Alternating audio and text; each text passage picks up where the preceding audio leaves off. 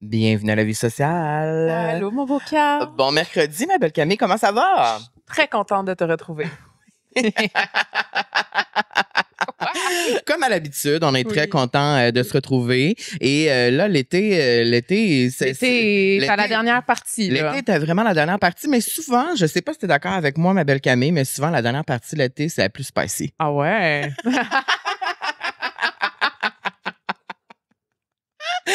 À la dernière partie de l'été, c'est là qu'il se passe plein d'affaires. Souvent, au début de l'été, ben dans mon cas, moi, ça a été le début de mon été à Paris où c'était très spicy, c'est passé plusieurs choses. Mais parfois, à la fin de l'été, on a des surprises. On est surpris. Comment tu te sens? Je me sens surprise. Oui, il y a eu plusieurs surprises cet été. Oui, c'était vraiment le fun. Et c'est pas terminé. C'est pas terminé. Là, on vous l'a dit, il va y avoir un update. Oui, il va y avoir un update sur nos vies bientôt qui est très en demande. On va le faire. C'est planifié. Ça s'en vient, c'est planifié. C'est juste qu'on fait pas un update comme tous les autres balados feraient. On fait un update avec quelqu'un de spécial. Donc, vous allez adorer, je pense. Ça s'en vient dans les prochaines semaines, c'est promis. Et ben là, il reste quand même des trucs à l'été. L'été n'est pas terminé. Je sais. On va aller à Palomossa début septembre. C'est vrai. Donc, vous allez pouvoir nous voir là-bas. Puis, ben, on continue de se promener. Ma fête aussi qui s'en vient. C'est vrai, tu vas célébrer tes 34 ans. Oh my God. Tu vas rejoindre le club des 34. Ouais. Comment tu te sens à quelques jours de ta fête? Parce que c'est vraiment bientôt, là. Je me sens bien. Je suis dans une nouvelle era en ce moment. Je suis vraiment dans mon laisser-aller era. On fait confiance à la vie. Ah, je suis fière de toi. C'est beau, ça. On fait confiance à la vie. Il faut toujours faire confiance à la vie. Je reste optimiste. Ben, à date, la vie m'a très bien surprise. Alors, je continue de faire confiance à cette vie. T'es résiliente, pleine de lumière. Et voilà. Et je t'envoie plein de douceur, plein d'énergie. Et les gens qui nous écoutent ce matin, je dis ce matin parce que souvent le matin, c'est là que tout le monde écoute le matin. Vous avez sûrement été agréablement surpris de notre invité aujourd'hui. C'est vrai. Parce que c'est un ami à nous depuis vraiment longtemps. Oui. Toi, tantôt, tu lui as dit, off-cam, tu le connais depuis plus longtemps. En fait, tu le connais depuis la moitié de sa vie. 100%. Oui, exactement. Fait que ça fait plus de 15 ans. Oui. Tu le connais depuis vraiment longtemps. Depuis les tout débuts. Et on a plein de beaux souvenirs avec lui. Et là, on le reçoit aujourd'hui.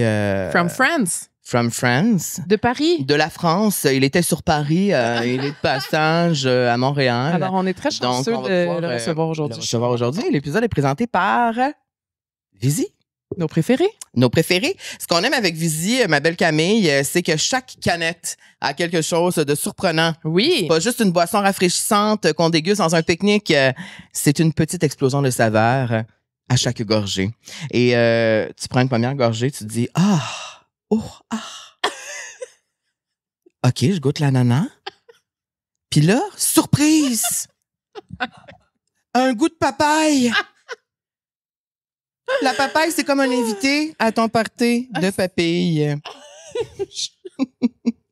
Chaque duo de fruits est parfaitement balancé et je confirme, tu peux confirmer aussi. Toi, tu as une autre saveur, je sais, c'est quoi déjà celle-là? Oui, c'est pitaya mangue. Moi, vous savez, j'adore les fruits exotiques et j'adore particulièrement celle-ci. Et ce n'est jamais trop sucré, c'est juste assez éclaté pour te sortir de l'ordinaire. Donc, il y a papaye, ananas, pitaya mangue, bleuet, pêche blanche ou fruits de la passion, kiwi. Donc, tu as vraiment droit à une expérience rafraîchissante et originale.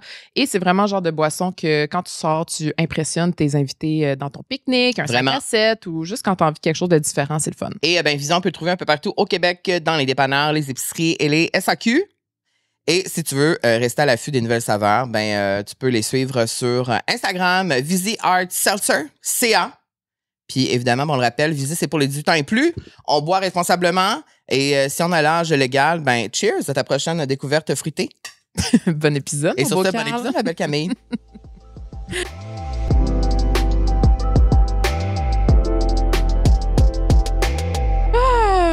Là, aujourd'hui, c'est un épisode, on est content. Là. On est vraiment content. On est content parce que on s'est dit c'est la fin de l'été, pourquoi pas se faire plaisir? Oui, c'est ça. C'est un plaisir personnel pour nous parce que c'est vraiment un bel homme. C'est un bel homme. Et ça me fait plaisir de te présenter aujourd'hui parce que habituellement, c'est Camille qui fait les présentations. Là, aujourd'hui, c'est moi qui vais la faire. J'ai décidé que c'est moi qui la faisais. Chanteur, danseur, acrobate, BG. Ça en est un métier maintenant. Je me trouve drôle quand je dis ça parce que j'ai appris ça à Paris. Ah oui, BG, c'est... BG, parce que tout le monde disait le BG, le BG. Pour dire, j'étais comme le BG. Tu Moi, savais pas ce que ça voulait dire? non. Puis les gars que j'ai datés là-bas me disaient que j'étais BG, je comprenais pas. T'es BG, Carl. Après, je le dis un peu à Montréal quand même. Ouais, mais on C'est déjà s'entend un que peu- c'est pas. Ah ouais? Non, mais c'est pas québécois, mais je trouve qu'avec mes amis, déjà, on disait BG. Non, on disait Pouchon ici. Oui, c'est Pouchon. Pouchon, ça veut. Pouchon, C'est moins c'est le- élégant, je trouve. Ouais, non. Pouchon, c'est. OK, oui, c'est ça. Pouchon BG. Ouais, c'est un BG, peu la même donc chose. c'est beau gosse. Donc, beau gosse, je dirais même vraiment beau gosse. Et star française, You Got It All. Bienvenue à la vie sociale, Tommy Tremblay, alias Petit Homme. Merci, je suis content d'être là. Vous me donnez Allô? soif avec votre petit truc sucré, là. Vous faites bien ça, la présentation. Tu trouves? de votre Merci. produit. Oui, c'est les petites pupilles gustatives me chantaient dans Mais la là, t'as bouche. de l'eau, t'as du café. Je suis bien. Si tu veux, je te donne mon Je suis bien. Je suis pas bien. Je suis bien. C'est ça. Mais là, mon cher Tommy, merci d'être là. Première chose, on va adresser l'éléphant dans la pièce, là, parce que là, toutes les vedettes québécoises qui s'exportent puis qui vont en France, on dirait que là, ils perdent toute leur... Là, ils deviennent toutes français, là, puis ils parlent français. Fait que là, je vois les entrevues passer de toi, puis là, je suis comme, mais voyons. Ouais. Fait que C'est ça. peux-tu m'expliquer, justifie-toi, là, Ok. c'est le temps, c'est ton apology time. Alors, Ouais. Pourquoi? Apology time. Tu sais, vas-y. pourquoi? Ouais. En fait, c'est de base, c'est pour ceux qui savent pas, je suis parti en France, oui, pour faire la musique, continuer la musique, Oui. mais j'ai été engagé pour une comédie musicale. On va en parler, oui. Pour un premier rôle et on en parlera un peu plus tard, mais principalement, c'est que quand je faisais mes répétitions, vraiment, tu arrives dans un projet où tu es le seul Québécois, tu aucune personne que tu connais, c'est une autre culture.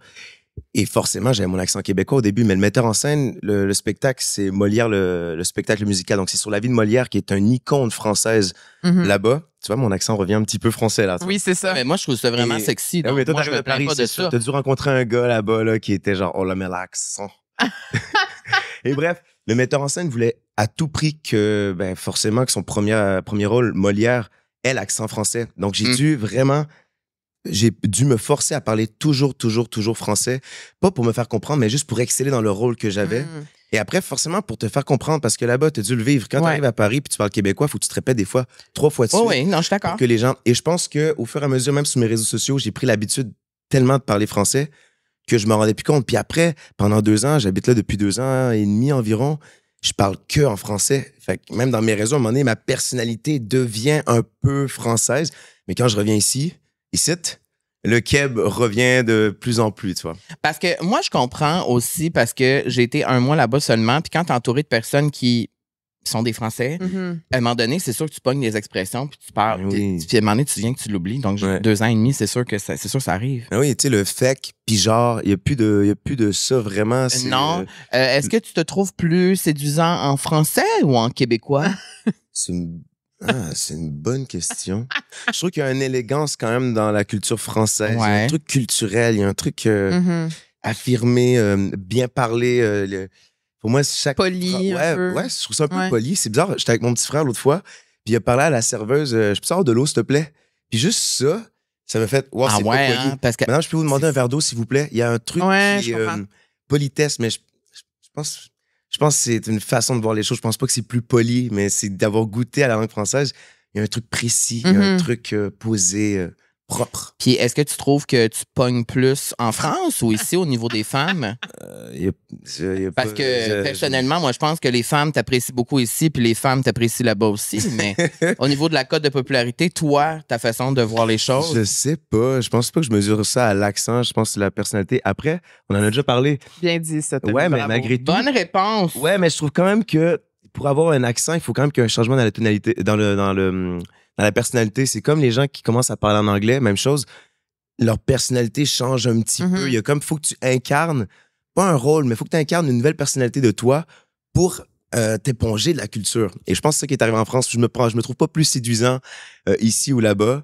Mais c'est vrai qu'il y a un changement de C'est personnalité vrai. qui se crée quand même. Ouais. Et je pense que c'est pour ça, dans mes réseaux sociaux, je pense pas que les gens s'arrêtent à l'accent, mais plus à l'énergie que tu envoies. Parce que forcément, quand tu changes de langue, il y a une espèce d'énergie différente qui se propose. Mais je pense que, mettons, il y a les gens au Québec, après ça, ils voient ça, ils se sentent un peu comme rejetés. Ouais, je suis De faire d'accord. comme, ça. pourquoi tout d'un coup, il perd son identité un peu, Mhm. tu sais. Mais je comprends aussi qu'après un mois passé à Paris, Et moi, je comprends même moi, j'avais parfaitement. des Ah, aussi. des Ben oui. oui, Il y a des gens comme le banal Céline ou même Charlotte, des fois, je me disais pourquoi elle prend l'accent français au début? Ouais. Et finalement, Oui. là, de le vivre, je le comprends totalement. C'est que t'es dans la Mhm. culture, t'es dans le pays. Tu peux pas faire autrement. Mais mon but, c'est quand même que quand j'arrive au Québec, s'il vous plaît, reprenez-moi si je parle français, là. Ah, Français, là. c'est Hein? ça. Vous me reprendrez. Ouais, vous me c'est ça. reprendrez. C'est ça. On va essayer de se C'est top, reprendre. mais est-ce qu'il faut que tu y penses, genre, maintenant? Ben, je Non, mais il y a des fois. Parce que là, mettons, ton cerveau, il est programmé, là. Fait que là, c'est Ouais. comme, faut que tu le redéprogrammes. je pense pas, mais c'est vrai que par politesse, parfois, mettons, quand je vais au restaurant, puis il faut que je parle à la waitress, c'est sûr que je vais parler en français, je sais pas pourquoi. Et des fois, tristement, je suis désolé papa, désolé maman. Maman, ça va. Mais papa, des fois, quand il parle, il faut que je le fasse répéter 2-3 fois parce que mon oreille, c'est ben tellement voyons habitué. donc. Ah ouais? Ouais, je sais. Come I love on, you, là. papa, mais... Fait que t'es comme Austin Butler qui a joué Elvis. Là. Lui, il est resté imprégné. Là, toi, t'es vraiment dans ton rôle. Là. Ben écoute, ça a été une année... c'est mon Incroyable. premier rôle. Ouais. T'arrives dans un nouveau pays. Félicitations pour ça, c'est merci. quand même Bravo. beau, Ça là. a été une... Tu peux-tu sacrer sur cette Oui, podcast? 100%. Une liste d'aventures Ah oui. intenses.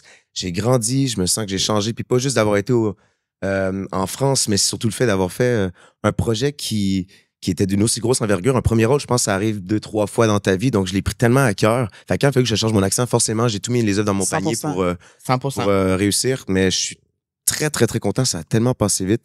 Je réalise que tout est tellement éphémère maintenant parce que là, on vient de terminer la tournée en juin, là, ce juin-là. Là, c'est fini pour de vrai. Terminé. Le spectacle part en Chine et j'ai décidé de pas partir pour Ah ouais? plein de raisons. De toute façon, je suis parti en France pour faire de la musique. Ouais. Et le projet comédie musicale, c'est incroyable. Puis j'en ai fait tellement de comédie musicale ici Ouais. à Montréal, Footloose, Mamma Mia.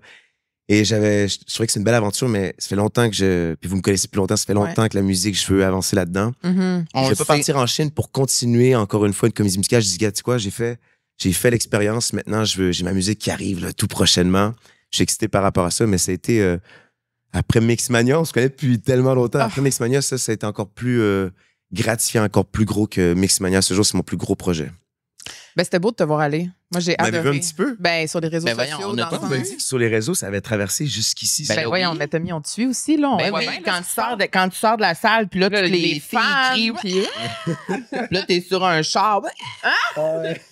Les gens attendent, les gens... backflips. T'étais comme un Backstreet Boy, là. Genre, les gens C'était capotent. plus intense Molière en France ou Mixmania au Québec? Oh. Oh, c'est une bonne Oh, question. Oh je my pense- God. Wow. Wow, la reporter en toi, Camille. Je pense que à Mixmania, il y avait cette inconscience de Ouais. savoir ce que tu vis. Donc, tu as un laisser-aller beaucoup plus... t'es libre. Il y avait La pas de première réseaux fois que tu le sociaux. vis. Il n'y avait pas de réseaux Il y avait pas de sociaux, il n'y avait réseau. pas cette responsabilité de l'image. T'es juste Ouais. là, on est filmé.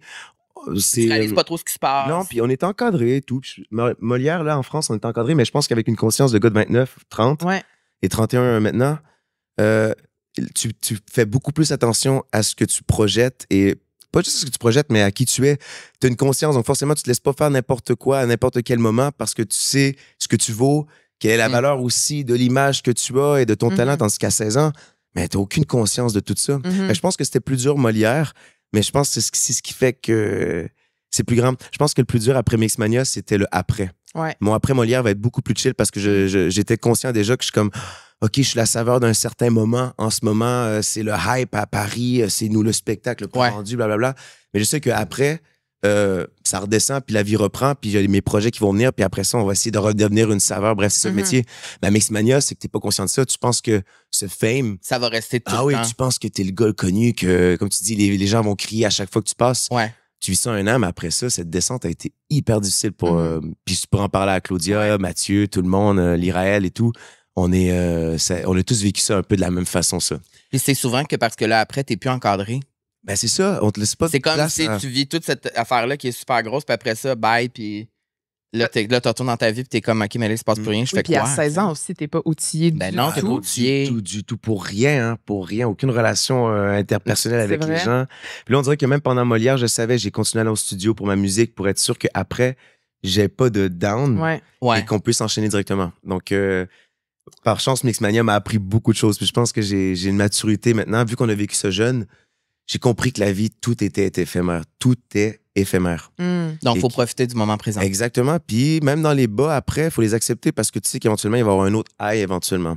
Je vis beaucoup ma vie comme ça. C'est beau, ça. C'est beau, hein? Wow. La vie sociale. La sagesse, Tom. La sagesse. Et avant qu'on aille trop loin dans la conversation, je vais te poser notre première question qu'on pose à tout le monde. Vas-y. Est-ce que ça va? Comment ça va? Ah, je préfère le comment ça va que est-ce que ça va. Parce que, Comment ça C'est va? bon, tu dis est-ce que ça Est-ce va? que ça va? parce que le oui, non, c'est jamais Comment développé. ça Mais va? comment ça va? Comment te déposes-tu? Là, je suis dans mon petit temps Québec, nature, ça va. J'ai le cœur fragile parce qu'on vient de terminer une grosse aventure. Ouais. Mais je suis tellement excité à ce qui s'en vient. Je pense que mon projet, c'est ce qui me... Je suis encore plus excité à sortir mes chansons. Et avec tout ce que j'ai construit avec Molière en France, je suis tellement excité de retourner là-bas, puis de revenir ici, puis de...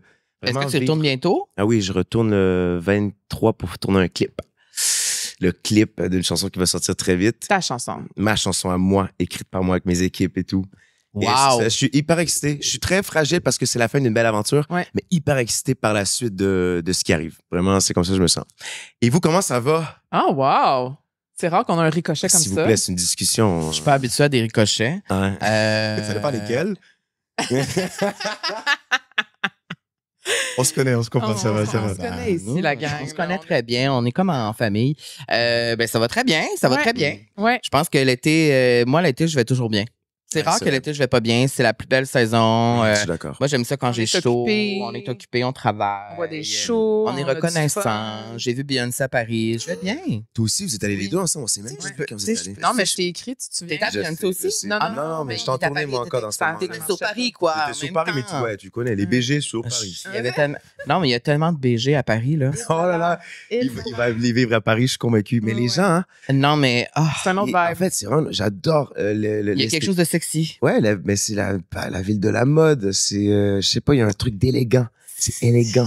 Mais moi, ce que j'ai aimé aussi, c'est justement la vie sociale là-bas, là, que justement, quand t'arrives, il est comme 4-5 heures, tout le monde est sur le canal Saint-Martin en train de prendre une petite bière, un C'est ma place gelato. Oui, puis j'habitais juste derrière. le Ah monde ouais. sont en gang, ils vivent leur vie, ils sont en train de courir, faire du vélo. J'ai juste l'impression que tout le monde est dehors en train de vivre leur vie, tu sais. Il y a comme pas de stress, j'ai l'impression que c'est une culture d'être sur une terrasse à n'importe Ouais. quelle heure de la Ouais. journée. Ouais, Tu peux lire ton livre, tu peux amener ton ordinateur, travailler. On dirait que, 100%. puis autant que ça peut être l'hiver et le jour. Mm. Je te jure, même quand il fait froid, tu te mets une petite veste, un petit manteau, Ouais.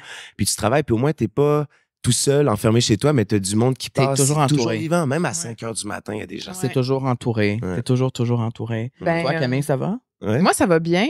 Ça va bien. C'est- T'as rien d'autre à dire? J'ai rien d'autre à rajouter. Ça va bien. Il y a du sous-texte quand même, là. Non, mais Non, ça mais va ça bien. fait petit gêner homme, un là. peu. Mais qu'est-ce qui fait que tu vas bien? À quoi tu t'accroches quand tu dis ça va bien? Ben, en fait, il y a eu beaucoup de changements dans ma vie. Bon, le monde qui me suit sur les réseaux savent, bon, je me suis séparée. Mm. Ça fait que là, bon, j'ai une nouvelle maison, j'ai des nouvelles habitudes, je redécouvre qui je suis seule aussi, ce qui me permet de faire beaucoup plus de choses avec mes amis, avec mes proches, de me sentir moins responsable de qui que ce soit. Fait que c'est comme je redécouvre un petit peu la Camille que j'étais il y a 8 ans, mais avec une maturité de fille de 33 ans. Fait que c'est comme spécial quand même parce que je me sens encore un peu jeune. Mm. C'est comme weird un peu, mettons, cet été, je trouve que j'ai retrouvé un petit peu De jeunesse. un petit peu de jeunesse, un petit peu de kick de comme, OK, tu sais, je pense que j'étais dans une vie aussi où que Plus j'étais sérieuse. plus peut-être? sérieuse, plus isolée, plus mature. Puis là, je suis comme, OK, you know what, là, j'ai juste 33, là. Je peux aussi juste prendre un 2. Je me sens comme Pimpante. pimpante, ricaneuse. Je trouve que je ricane beaucoup ces temps-ci. Ça me fait du bien. Puis je me laisse transporter par la vie. Fait que j'aime bien ça. Il y a des podcasts, j'écoute beaucoup de podcasts ces temps-ci. Et il y a un gars qui a dit, c'est mon frère qui me l'avait envoyé, le grand changement arrive vraiment quand ton cœur est ouvert, dans le sens qu'il se fait 100%. casser. Et c'est là que, vu que tu n'as plus de repères, parce que quand tu aimes quelqu'un, ben faut pas, mais il y a une dépendance qui s'installe à travers ça. 100%, Donc, tu ouais. vis pour l'autre personne au lieu de vivre que pour toi. Mhm, Et ça fait que quand tu perds ça, c'est là que tous les vrais changements, ou la personne que tu voulais vraiment devenir, mhm. enfin, elle éclore. Elle éclore. Elle est Elle est claire, on comprend. Elle éclose. Elle éclore. Elle éclore. Elle éclore, merci. Oui. Je perds mes mots en français. Elle se dévoile, quoi. Merci, ouais, voilà. Ouais. Fait que Voilà. je sens, Mais c'est beau, ça. Ouais. Ben, Une petite étincelle là, qui s'est comme rallumée. Peut-être que j'avais éteinte inconsciemment. Mais en tout cas, j'ai hâte de pouvoir en parler plus longuement. Mais c'est ça. Toi, on a vécu quelque chose de semblable, Ouais. semble-t-il. moi qui n'étais pas nécessairement un gars de relation, j'ai été. Moi aussi, j'avais une relation, mais là, c'est terminé il n'y a pas si longtemps. Et c'est pour ça que je regarde beaucoup de podcasts et j'écoute beaucoup de podcasts. Ça fait Comment- du bien, pouvoir des s'en fois. envoyer. Oui. Ben oui, je te jure, mais parce que en fait, je lis. Je pense que mes mécanismes auparavant, quand je me faisais laisser, c'était le classique sortir en boîte puis le conseil qu'on se faisait dire dans la plus vingtaine, c'est comme, sors, va voir des gens, va baiser, va pogner des gens. Et je réalise que plus tu vieillis, plus que ça, c'est une phase de destruction. Sur le moment, ça fait du bien. T'es comme, ah, wow. Je sais pas, à 30 ans, là, mon réflexe de tout ça, ça a été de lire, d'écrire, de peindre, de sortir en nature, aller méditer, pour trouver un silence à tout ça pour écouter ce que mon cœur veut dire et tout. Et c'est pour ça que ça va quand même bien parce que je me dis, ah, là, je m'accroche à des choses que je me dis, je peux enfin, comme tu dis, je peux enfin m'accrocher à des trucs que je me permettais pas de faire parce que tu es en couple. Et c'est pas une prison être en couple, mais forcément, tu tombes dans cette espèce de, je veux tellement donner à l'autre que j'oublie de me donner à moi. Et c'est une erreur. Normalement, en couple, je pense pas que ça devrait être ça, mais je me dis, une ouverture. Quand une porte se ferme, il y en a d'autres qui s'ouvrent. Là, si on tourne way back, j'aimerais ça qu'on fasse un récapitulatif de où vous connaissez. Est-ce que tu te souviens la première fois qu'on s'est rencontrés? Oh! Je sais pas si c'était un câble anti-gala ou si je sais que c'est dans le cadre de Mixmania. Ouais. Vous avez interviewé à Laval. Vous aviez un show à Laval. C'est 30? Non, Laval, c'est Oh, wow! Salle André Mathieu. Oui. Et ce qui est spécial, puis de ce que je me souviens, c'est que je t'ai appris une grosse nouvelle cette journée-là. Ah! Okay, j'ai appris la mort de Amy Winehouse. C'est toi qui me l'avais appris? Oui. Oui. C'est iconique. Tu te souviens de ça? Oui, je me rappelle parce que je te l'ai appris. C'est donc la journée que Amy Winehouse s'est décédée, c'est la journée que tu l'as vue pour la première fois. Oui. Ben, il faudrait que je revérifie vraiment la date de sa mort, mais je me rappelle de ça. Puis ensuite, on est quand même restés vraiment des bons amis. On est allé voir Ed Sheeran ensemble à Toronto. Tu chillais chez nous quand même souvent. Là. On en a vécu des affaires. Là. Oui, gars, tu vois, 23 juillet 2011. Ça fait du sens. 2011, c'était pendant Mixmania, ouais. C'est ça. Donc, ça fait 14 ans que vous connaissez. Wow. C'est fou, ça l'a fait 14 ans. T'as pas changé. Tu trouves? Non, t'as pas changé. Mais moi non encore plus, cette espèce de flamme jeunesse, comme tu dis, de lumière. Mais Tom puis moi, on a quand même été des très bons amis. On s'est quand même vus souvent. On chillait, là. Ouais. On a un petit groupe d'amis avec Jean-Carl Boucher. Des fois, on avait les soirées Alex Bacon aussi. C'est ça. Fait que c'est de là qu'on se connaît. C'était une belle era. C'était vraiment c'était vraiment le fun. Puis je suis contente parce qu'avec le podcast, ça me permet souvent de reconnecter avec du monde, justement, que ça fait longtemps. Puis c'est une des raisons pourquoi on a parti de ce projet-là. C'était parce que moi, ça me permet, dans le cadre de mon travail, de reconnecter avec du monde que j'ai toujours eu du plaisir ou c'est quand que tu peux t'asseoir 1h30 de temps sans téléphone, là, exact, sans distraction, puis juste parler de la vie à cœur ouvert. Je trouve que c'est rare que ça arrive. C'est ça, j'aime bien votre approche de podcast parce que c'est la vie sociale, c'est comme si on était entre amis et en train de discuter de tout et de rien. Quand tu te sens bien, c'est là que le cœur s'ouvre. Et moi, merci pour ce moment-là. J'ai même plus besoin de voir de psy après, j'imagine. Tu peux venir quand tu veux. C'est gentil. Moi, ce que je remarque, c'est ta sagesse. Tu remarques ma Oui, parce que tantôt, tu me demandais, quand même, j'ai-tu changé? Tout ça. Je trouve pas que tu as changé tant que ça, mais je trouve que dans ta prestance, oui. Est-ce que tu sais que ce que j'ai adoré de la France, c'est que quand tu es dans un espèce de schéma de vie où tu es toujours avec les mêmes personnes, à Montréal, par exemple, tes amis connaissent ta vie, ta réputation, blablabla, puis tout le monde, même si tu essaies d'évoluer ou de changer, tu as toujours des gens qui te ramènent à qui tu étais. Et tu as toujours une vision de toi que tu essaies d'avoir et tu veux grandir et tu veux devenir quelqu'un. Mais tu as toujours quelqu'un qui te rattire en disant « Non, mais Tom, t'es comme ça, toi. Non, mais t'es le genre de personne. Ah, tu te souviens quand t'as fait ça? » Bref, et d'arriver à Paris avec aucun ami et un but en tête d'exceller le contrat fait que j'ai pu enfin me libérer de plein de chaînes pour me dire « Bon, je peux enfin être qui je veux parce qu'il y a personne qui va me rappeler qui j'étais. » Et j'ai senti que j'ai gravement évolué parce que j'étais plus... Puis c'était pas des mauvais amis, c'était pas des mauvais entourages. Des fois, oui, mais c'est surtout qu'on me ramenait tout le temps à quelqu'un que j'étais dans le passé. Et c'est dur de toujours essayer d'évoluer quand tu as des gens qui te tiennent 100%. à qui tu étais. Et en France, j'avais aucune de ces chaînes-là. Et c'est pour ça que lire, qui tu voulais, méditer, tout ce que j'ai toujours voulu faire. Tu peux le faire, puis tu n'as pas l'impression que les gens te jugent ou que les gens te ramènent à... Ils ne pas là-bas. Ça, on en a déjà parlé souvent ici de relations amicales, mettons, qui peuvent se terminer parce qu'on a toujours l'impression que... En fait, qu'on a l'impression qu'il y a des amis autour de nous qui veulent pas laisser l'ancienne version de nous partir. Et nous laisser évoluer. Puis qui sont attachés à l'ancienne version de nous, puis qui acceptent pas la nouvelle version, puis qui vont toujours ramener l'ancienne version, puis être dans les souvenirs, puis dans le passé. Mais ça, à long terme, c'est négatif parce que ça fait qu'on peut pas, comme tu as dit, se libérer de nos chaînes, puis juste vivre notre vie comme on a envie de le vivre. Puis je comprends tellement ce que tu dis parce que je suis allée à Paris tout le mois de juin, puis c'est quelque chose que j'espère beaucoup d'aller en France et tout ça. Et je me sentais vivre. C'est ça que je lui ai dit. Je me sentais libre et vivant. Tu connais personne. Personne, tu Et peux... t'as pas le choix de parler aux gens, t'as pas le choix de t'ouvrir. Mon cœur était ouvert à 100%, j'avais pas le choix. Et ça fait que quand je me présente devant des gens, puis les gens ont aucune idée de qui je suis, puis de ce que je fais, puis de comment j'étais dans ma vie personnelle ici, il y a quelque chose de vraiment libérateur là-dedans. Fait que je comprends absolument. Ouais. Je sais pas d'où ce que ça vient. Je me dis, les gens qui veulent pas que tu changes, c'est peut-être parce que eux, ils ne se permettent pas de changer non plus. Parce que quand tu y penses, tout le monde est en évolution. Alors pourquoi tu ne laisserais pas ton ami évoluer à sa façon? Mais je pense que tu parlais de ça tantôt. Des fois, on n'est pas outillé quand on est jeune. Et quand tu as des amis que tu as depuis que tu es hyper jeune, ça passe ou ça casse. C'est comme tu t'acceptes comme tu es ou t'es pas outillé à savoir c'est quoi évoluer ou se transformer dans la vie. Donc, forcément, tu fais pas le travail. C'est pour ça que pour moi, lire, ça m'aide de fou parce que c'est comme une espèce de miroir à... Quand je dis lire, c'est pas de lire des fictions, mais c'est lire des auteurs qui te permettent d'avoir une espèce de miroir à toi à changer. Et je pense que c'est ça l'erreur, même en couple, quand on vient d'en parler. C'est normal que ton partenaire change. Mais des fois, tu veux tellement pas qu'il change parce que t'es accroché à l'idée que t'avais du pourquoi t'es tombé amoureux de cette personne-là. C'est la même chose en amitié aussi. Mais tout le temps. Et je pense que en allant en France, j'ai des amis que j'ai gardés quand même en contact, mais il y en a beaucoup que je parle moins. Mais quand j'ai revu cette semaine ou semaine dernière, je vois que les liens sont bien. Puis cette distance a permis qu'on s'accepte qui on est aujourd'hui. Puis en plus... Là, tu parles des amis que tu as ici, au Québec. Oui, exactement. Et nos questions sont tellement belles, puis on se laisse parler parce qu'on a eu 2 ans qu'on ne s'est pas vu. Donc forcément, il y a de l'espace à dire « Ah, mais alors qu'est-ce que tu es devenu? » C'est ça, on se redécouvre avec la nouvelle version. On se permet de se redécouvrir et non de se dire mais pourquoi tu es devenu comme ça? » Non, on accepte parce qu'il y a eu 2 ans qui est passé. Tu sais. Fait du bien à la distance, en vrai. Ça, c'est vrai. Puis aussi, je pense que les gens ont peur de voir leur ami ou leur partenaire évoluer parce qu'il faut comme faire un deuil de cette version-là que tu connais, tu sais.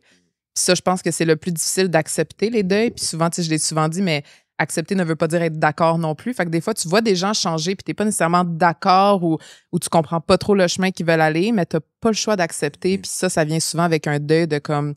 Et la personne que, genre, tu sais, moi, je me rappelle, là, quand j'étais plus jeune, je sortais d'un bar jusqu'à 3 heures du matin, puis tu sais, j'étais frivole et tout ça. Toi, tu connais cette version de Camille? Tu connais cette version-là de moi? J'étais là aussi, on avait la même version. La version Camille Party. Mais quand même, il fut un temps où j'étais, je suis encore vraiment loin de là. Tu sais, j'ai grandi, j'ai évolué, puis des fois, j'ai l'impression que j'ai dû faire un deuil de cette version-là de moi, puis ça vient aussi avec des deuils de relations aussi. Oui, parce que souvent, il y a sûrement plein d'amis que tu avais qui ont dû faire le deuil de cette version-là de toi. Oui, parce que j'étais cette fille-là, cette amie-là avec qui tu pouvais aller faire le party et tout, puis maintenant, c'est plus ça, tu sais, mais... Il y a d'autres belles choses aussi quand on se transforme. Tu sais, je pense qu'il y a plein de positifs aussi. Mais je pense que si on se transformait jamais, ce serait tellement plate, la vie. Mon Dieu, non, mais je pense pas que je pense que le but de la vie, c'est l'évolution, c'est évoluer, c'est grandir. Je pense que le moment que je pogne des périodes d'anxiété ou de stress, c'est quand je sens que pendant un certain temps, je me suis pas senti évoluer. Et des fois, c'est dur. Exemple, aller au sport, je me tiens en forme. Il y a des jours que si je vais pas, je commence pas grave. Quand ça fait 3 jours que j'ai pas fait de sport, je sens... L'anxiété juste par côté pas pour être bâti, mais pour sentir que j'évolue. Tu sais, pour moi, prends soin de toi. Exactement. Prendre soin de soi, c'est évoluer. Je suis en train de faire la part des choses entre l'amour, mais l'amour au sens large, pas en relation, mais l'amour de quelque chose, comme un projet, par exemple, et le détachement. Pour moi, c'est ça un peu la sagesse et la maturité, c'est de savoir se détacher des choses. Et j'ai encore du mal à me détacher. Tu sais, aimer sans être attaché à quelque chose. Ouf, c'est tellement dur. Et mais qu'est-ce que tu veux dire par le détachement? Qu'est-ce que tu veux dire par le détachement? L'acceptation de tout ce qui se passe dans ta vie. C'est let go of. Exactement. On parlait de quelqu'un qui décède. J'ai eu des amis qui... bref, j'ai eu des périodes assez difficiles récemment et c'est le côté où même si t'es attaché, le deuil, pour moi, quelqu'un qui part dans l'au-delà, qui décède, c'est un côté où t'as pas le choix d'accepter. Donc ça, forcément, t'as pas le choix de te détacher. Si tu restes attaché, t'es dans la merde. Donc c'est ce côté où il faut que t'acceptes les choses qu'elles arrivent telles qu'elles sont. Puis je trouve que amoureusement, moi, j'ai ce syndrome de, pas possession, mais j'aime ça, je veux le garder full. Comme j'ai tellement de plantes qui sont mortes dans mon appartement parce que je les arrosais trop. Oui, je comprends. Tu vois ce que je veux dire, ce côté-là? À un moment donné, c'est comme, laisse-la vivre. Écoute-la, genre, ce côté-là, tu vois. Et c'est ça que j'essaie de travailler en ce moment, le détachement des choses, mais tout en restant amoureux de ce que je fais. C'est dur. Puis est-ce que ça serait un de tes nouveaux défis de la trentaine? Parce que là, t'es maintenant dans la trentaine. Oui. Hey, je peux pas croire. Tantôt, j'essaie de deviner ton âge, puis je t'ai donné 28. C'est que le skincare est bon. Après, la crème est bonne. Oui, mais je suis un enfant éternel. Je pense que c'est dans cette mentalité-là que malgré tout, tu t'apprends plus sur toi-même ou que tu te laisses une place à évoluer. C'est de savoir que tu es toujours un kid. Quand tu dis t'es un je connais tout, t'apprends plus. Fait que je me dis, j'aime bien rester sur cette essence. C'est ça que je trouve qu'on a l'air toute jeune. J'ai l'impression que quand t'es jeune, c'est que t'as encore place à apprendre des nouveaux trucs. C'est tellement important. Toujours être curieux, c'est important. De quoi t'es curieux en ce moment? Bonne question. En fait, l'amour en général. C'est un truc qui me fascine, qui me passionne. L'amour de relation aussi, je trouve qu'on vit dans une époque où tout le monde parle de couple ouvert, tout le monde parle de... Et là, il y a la spiritualité. Là, je suis content. En fait, quand on parle de religion, je suis content qu'on soit plus trop dans ce côté... Au cadré. Ouais, chrétien et tout ça. Je trouve ça beau, cette liberté, mais je trouve que ça vient créer une espèce de... Wow, tout est tellement possible. Donc, ça crée un miroir à nous. C'est comme, bon, qu'est-ce que je veux, moi? Parce que telle personne veut un truc. Ben, forcément, OK, ben, c'est possible. Est-ce que je le veux aussi? Je vais l'essayer. Et là, tu l'essayes. T'aimes pas ça. Et bref, tout ce côté qu'il y a tellement relationnel. d'opportunités. Ouais. Que ça crée que parfois on se perd là-dedans. Oui, tu sais pas trop ce que tu veux. C'est Super, mais t'apprends à te connaître aussi parce que tout est possible, tu sais. Mais moi, je comprends ça parce que moi, j'ai toujours eu dans ma tête une façon très traditionnelle, par exemple, de voir le couple ou de voir les relations amoureuses. Et là, maintenant, il y a comme une partie de moi qui se dit, est-ce que je devrais m'ouvrir à voir d'autres comment je pourrais dire, d'autres concepts ou d'autres façons? Parce qu'il y a plein de gens autour de moi qui vivent d'autres façons que moi, je me disais avant, je vivrais jamais ça comme ça. Et ça fait en sorte que c'est difficile. Je trouve surtout dans mon milieu, c'est comme... Je ne sais plus ce que je veux parce que des affaires que j'ai pas vécues forcément, je veux dire, il y a tellement d'affaires différentes, il y a tellement de façons différentes d'être en couple, d'être en relation avec les autres, mais c'est tough de se retrouver là-dedans aujourd'hui, je trouve, surtout avec les applications et tout ça. Ah oui, moi, je me tiens vraiment loin des applications. J'ai vu un reportage d'un gars du Québec qui a fait... Émile Roy. Ah ouais, incroyable ce reportage. J'ai dit merci pour ça parce que c'est vrai que ça crée une espèce de... On oublie la connexion des humains, on va que sur nos critères. Ouais. Et au final, l'amour ou la vie, c'est qu'une question de connexion. C'est que ça. Ma plante, on connecte, je t'arroserai pas. C'est des trucs... En fait, c'est être à l'écoute. Et je trouve que quand tu arrives sur les applications, quand j'ai vu ce reportage-là, je l'ai fait une fois les applications, j'ai détesté mon expérience et je me suis dit plus jamais. Et après, dans le métier qu'on vit, comme tu dis, on rencontre forcément toujours les mêmes gens. Donc, c'est dur au final de réinventer ça. Comment tu fais pour rencontrer des filles? Ben là, pour l'instant, quand je travaille en France, je l'ai rencontré par hasard. Et c'était une très belle aventure, mais là, je suis plus... Là, tu vois, je me suis forcé récemment. Ça me stressait. C'était quoi? J'étais sur une terrasse. Attends, je me forçais récemment. Okay. J'étais sur une terrasse. Bon, là, je dis pas ça normalement, mais je vais le dire. Ça, c'est au Québec. Sur une terrasse, non, en France. En France, ah ouais. OK. Et là, j'étais en fin de relation et tout. Donc, j'essaie de changer les idées. There, tu vois, j'étais avec un pote, Bertrand Exartier, je sais pas si ben oui, on le salue. il habite en France en ce moment. Là, on prend un café, puis il y a une fille qui passe dans la rue que je trouve magnifique. Puis je me dis... OK, elle est belle, Bertrand. Bertrand, je fais quoi? Après, forcément, tu sors d'une relation, donc tu sais pas trop comment le faire. Et finalement, elle s'assoit à côté. Puis à Paris, tu sais que les terrasses sont toutes très proches l'une de l'autre. Donc là, elle écoute toute notre discussion et bref. Et finalement, après ça, elle embarque dans la discussion et tout. Et à la fin, je suis comme à Bertrand, je dis là, faut que je fasse... Faut que tu fasses un truc, je sais sais pas. Elle me dit, ben Tom, elle fumait des clopes, genre... elle roulait des clopes, va y acheter du papier à rouler et écris ton numéro sur le papier à rouler et tu lui redonnes, quoi. Et je suis en mode, OK. Et ça m'a pris tout mon courage de faire ce move. Parce que normalement, qu'est-ce qu'on fait? On va sur les applis, on écrit. Je fais pas trop ça, mais je me dis, tu sais quoi? Ça, c'est encore une fois, c'est sortir de sa zone de confort. Ouais. Et elle te criera peut-être pas. Et forcément, elle m'a pas écrit. Non? Non, elle m'a pas écrit. Oh non! Ah, fait que t'as pas scoré. Non, mais c'est pas grave. Je pense que la beauté de tout ça, c'est d'y être allé. Ben, je pense qu'elle a vu que j'étais stressé. Je dis, c'est peut-être une façon teubé, qui est une expression française. C'est un verlan de bête. C'est peut-être bête. Une façon quoi? Teubé. Une façon teubé. Teubé, c'est le verlan de bête. C'est peut-être teubé comme façon de faire. C'est comme c'est peut-être con comme de façon. Un peu niaiseux. Ouais, c'est peut-être con, mais voilà, je te laisse mon numéro si Moi, tu veux. Moi, je trouve ça adorable. Ouais, mais je pense qu'en France, ils aiment les gens affirmés. Tu vois, genre qui ont confiance en eux. Puis je pense à ce moment-là, j'étais pas trop en confiance. J'étais un peu stressé, tu vois. Mais je pense que, vu que je suis tellement... On parle d'amour, je pense que c'est le sujet qui va me... Pourquoi ça te fascine autant?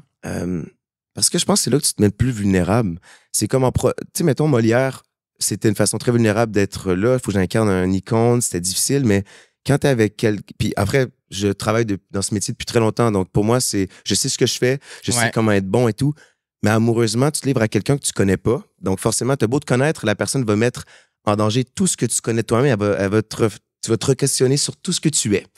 Pour lui plaire ou juste pour savoir si tu es une bonne personne pour elle, et tous tes schémas que tu connais, ils retombent à zéro pour essayer de recommencer à zéro avec quelqu'un. Ce côté vulnérabilité, tu le trouves pas ailleurs qu'en amour 1 à 1. C'est pour ça que j'aime bien ce côté pas trop couple ouvert, mais j'aime bien, c'est quoi? C'est monogame. Monogame, j'aime bien ça parce que c'est là que tu te redécouvres vraiment avec quelqu'un. Et ça me fascine parce que il y a infini de possibilités à être qui tu veux être pour plaire à l'autre, mais autant de plaire à toi. Donc, ça me fascine, ça me hante et ça me fascine. Et là, qu'est-ce que tu as appris le plus sur toi dans ta dernière relation, mettons? Que c'était possible d'avoir une relation à long terme. Avant, Parce que tu n'avais jamais vécu ça. Non, avant, C'était toujours short term. Ouais, j'avais peur. Situationship.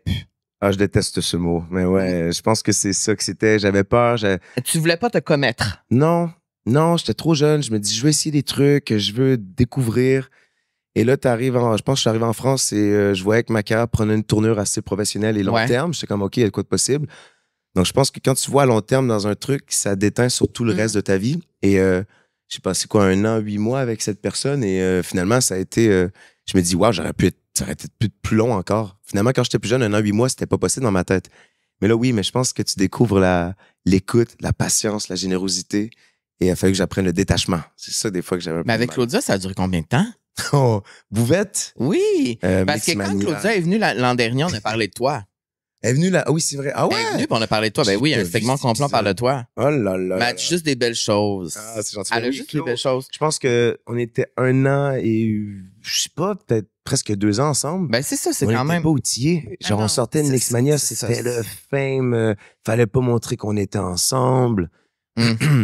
Un chat dans la gorge. Tu vois, Et, ça te recrée des émotions, parler ben de oui. ça. Et c'est drôle, j'ai revu Claude en plus récemment pour qu'on reparle de notre relation dans le temps. Puis puis on s'est dit ça. J'ai juste savoir que, parce qu'en fait, je trouve ça beau de reconnecter avec ses ex pour 100%. savoir qu'est-ce qui s'est passé. Puis on a réalisé les deux qu'on n'était pas outillés du tout. 16-17 ans. C'était un on and off. Je dirais pas dire toxique parce qu'on était des bons amis avec Claude. Donc forcément, on s'aimait trop, mais c'était mal pour nous. Mais ce qui est beau, c'est de savoir qu'on est encore en super bon terme avec Ben elle. oui, on a vu vos TikTok ensemble. Ben oui, c'était C'est son malade. idéal, ça. C'est vraiment nice. C'est quoi, on va faire un jeu? Je suis comme, c'est quoi? Qui était le plus? Et là, dans le jeu de TikTok, c'était qui était le plus romantique ou Le dramatique? plus jaloux, ou plus jaloux et tout. Ouais, C'était beau de répéter là-dessus. Et après, tu vois qu'est-ce qui est en déteint dans tes autres relations par la suite. Oui, puis je trouve que c'est beau aussi quand tu peux avoir une relation avec ton ex comme ça, tellement amicale. Je trouve que ça démontre aussi à quel point la relation amoureuse était vraie aussi à certains points. Puis moi, ce que j'aime de Claudia, c'est qu'elle a fait un peu la même chose avec Lou Pascal. Oui, c'est vrai, j'avais vu cet épisode, c'est vrai. Ouais. Ça m'avait super touchée aussi de voir. Je trouve que c'est inspirant aussi pour les gens qui se séparent de faire comme « Hey, mais on n'a pas besoin de partir en guerre, puis on n'a pas besoin de se détester, comme de se parler de façon vulnérable. » C'est vraiment difficile, surtout après, je pense, mais c'est sûr que ça t'a tellement appris sur toi-même aussi de pouvoir lui parler comme ça. Je pense que ça prenait un certain temps avant d'en parler parce que C'est sûr. j'ai un livre en ce moment de Ishii quelque chose. C'est un maître japonais et il parle beaucoup du traumatisme. Il dit que les traumas n'existent pas. Il y a plein de trucs, je suis pas d'accord. Je pense que tout le monde vit des traumas et j'en ai, mais je pense qu'il explique qu'après 3-4 ans, quand tu es encore traumatisé, ça dépend du trauma encore. Quand tu es encore traumatisé, c'est que tu t'identifies à ton passé, ce qui fait que tu choisis d'avoir encore ce trauma. Et faut prendre ça à la pincée parce que je pense que on peut pas parler au trauma des autres. Tout le monde vit ses propres traumas. Mais j'aime bien voir ça parce que tu vois, Claudia, ça m'avait traumatisé cette relation-là pour plein de raisons. Et maintenant, d'avoir accepté ce passé fait que je peux vraiment plus m'ouvrir. Puis je pense qu'il y a beaucoup de gens, par exemple, des ex qui vont avoir du mal à se parler et de réconcilier leur relation parce qu'ils vivent tellement peut-être dans le trauma encore, tu vois. Donc, c'est bien ce travail personnel à faire de pourquoi je suis traumatisé. Il y avait une amie Morgane dans Molière, qui m'a dit, dresse-toi une liste, quand ça va pas, dresse-toi une liste de trois types de listes. Tu as la liste où ce que tu fais des choses que tu crois qui te font du bien, mais que finalement, c'est pas bien. Genre binge-watch ou te lever trop tard et tout ça. Tu fais plein de listes de ça. Après ça, tu fais une liste de choses que tu aimes vraiment faire, qui te font du bien. Et une autre liste qui fait de qu'est-ce que tu aimerais devenir ou qu'est-ce que tu aimerais qui change dans ta vie. Et bref, ça fait tout le reflet en répondant à ces questions-là, tu vois tout ce qui se fait de bon, qu'est-ce qui se fait de pas bon. Et c'est un premier pas à cette guérison de trauma, de tout ça qui nous tient dans le passé. Et je trouve que c'est comme on parlait tantôt, l'évolution, la transformation, c'est ce qui fait que tes relations sont saines. Parce que le seul problème dans cette vie, je pense, qui nous crée des problèmes, c'est les relations interpersonnelles. C'est tout ce qui nous crée de l'angoisse, le jugement des autres, qu'est-ce que les autres vont penser. Les relations, si tu étais tout seul dans ta maison, regarde-toi quand tu es tout seul à ta maison avec ton chien, par exemple. Il n'y a aucun problème. Non, il n'y en a pas, mais en même temps, c'est la connexion avec les autres qu'on aime le plus dans la vie. Ben oui. C'est ça qui crée les problèmes aussi, mais c'est ça qui fait. Tu sais, c'est ça. Mais ça doit être entretenu bien. Il faut que tu sois bien avec toi-même pour que les autres. Il faut que tu aies le détachement. Il faut que. Parce qu'une relation peut être hyper saine, mais si toi, tu n'es pas sain dans tes façons, ben forcément, il y a un truc oui, ça qui déteint. switch, tu sais.